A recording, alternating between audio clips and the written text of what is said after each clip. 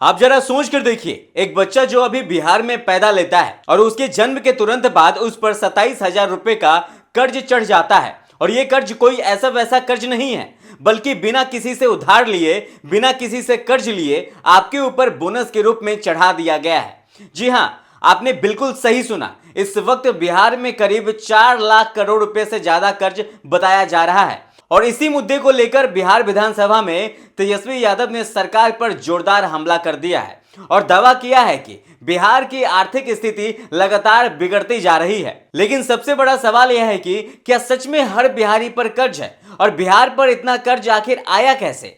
चलिए आज के इस वीडियो में डिटेल से समझेंगे। नमस्कार, मेरा नाम है मनीष कुमार और आप देख रहे हैं नवाचार भारत। दरअसल पूरा मामला बिहार विधानसभा सत्र का है, जहां नए मुख्यमंत्री सम्राट चौधरी के नेतृत्व वाली सरकार के फ्लोर टेस्ट को लेकर सदन में तीखी बहस चल रही थी। इस दौरान नेता प्रतिपक्ष तेजस्वी यादव ने सम्राट चौधरी पर सीधा हमला बोलते हुए कहा कि एक इलेक्टेड सीएम को सिलेक्टेड सीएम ने पद से हटा दिया। इस बयान के बाद से सदन में सत्ता पक्ष की तरफ से जोरदार हंगामा शुरू हो गया।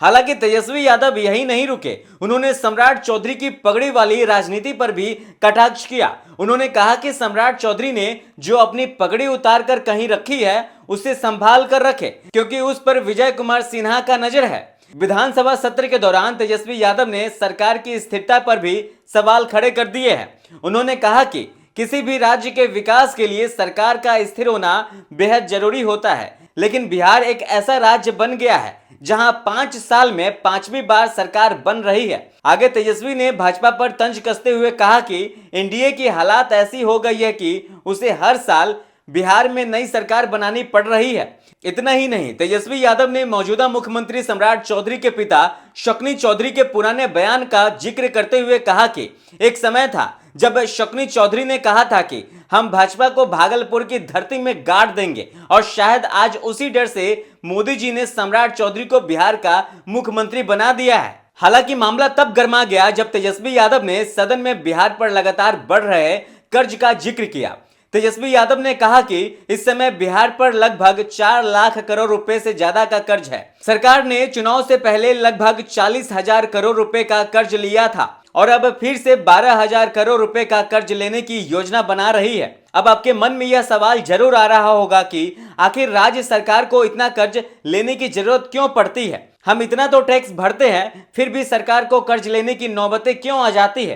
तो दरअसल राज्य सरकार विकास कार्यों के लिए टैक्स से मिलने वाले पैसे के अलावा कई बार अतिरिक्त फंड की जरूरत पड़ने पर केंद्र सरकार से कर्ज लेती है। सड़क, पुल, अस्पताल, स्कूल, बिजली, सिंचाई और इंफ्रास्ट्रक्चर जैसे बड़े प्रोजेक्ट के लिए सरकारें अक्सर कर्ज लेती है। खासकर बिहार जैसे अपेक्षाकृत गरीब राज्यों में विकास के लिए बड़े निवेश की जरूरत होती है, इसीलिए सरकार को कई बार कर्ज का सहारा लेना पड़ता है। अगर आंकड़ों की बात करें तो बिहार भारत के सबसे ज्यादा कर्ज लेने वाले राज्यों में टॉप 10 में जरूर आता है, लेकिन कई राज्यों की स्थिति बिहार से भी ज्यादा गंभीर बताई जाती है, जैसे जम्मू कश्मीर, नागालैंड, पंजाब, हिमाचल प्रदेश, पश्चिम बंगाल। इन तमाम राज्यों पर उनकी अर्थव्यवस्था के मुकाबले ज्यादा कर्ज बताया जाता है। ताजा सरकारी आंकड़ों और बिहार के आर्थिक सर्वे के अनुसार 2024-25 में बिहार पर कुल कर्ज लगभग 3.7 लाख करोड़ रुपए था। हालांकि कुछ नए बजट अनुमानों में इसे करीब 4 लाख करोड़ रुपए के आसपास बताया जा रहा है। अगर बिहार की कुल अर्थव्यवस्था की बात करें तो राज्य की जीडीपी लगभग 10 से 11 लाख करोड़ रुपए के आसपास है।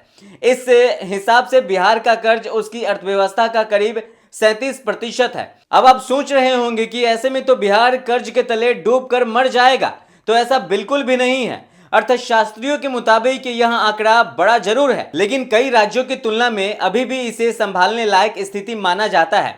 अब चलिए जानते हैं कि किस सरकार में बिहार पर कितना कर्ज चढ़ा। यदि लालू काल की बात करें तो उस वक्त बिहार पर लगभग 20 से 25,000 करोड़ रुपए का कर्ज था। राबड़ी देवी के कार्यकाल में बिहार पर 42,000 करोड़ रुपए का कर्ज था, जबकि नीतीश कुमार के कार्यकाल में बिहार पर करीब 4 लाख करोड़ रुपए का कर्ज है। ऐसे में अब देखना यह है कि नई सरकार इस मुसीबत से राज्य को कैसे उबारती है और बिहार को अग्रिम राज्यों की श्रेणी में शामिल कैसे करती है। बिहार की हर छोटी बड़ी खबरों के लिए नवाचार भारत को फॉलो करना मत भूलिएगा। आप देख रहे थे नवाचार भारत। बहुत बहुत धन्यवाद।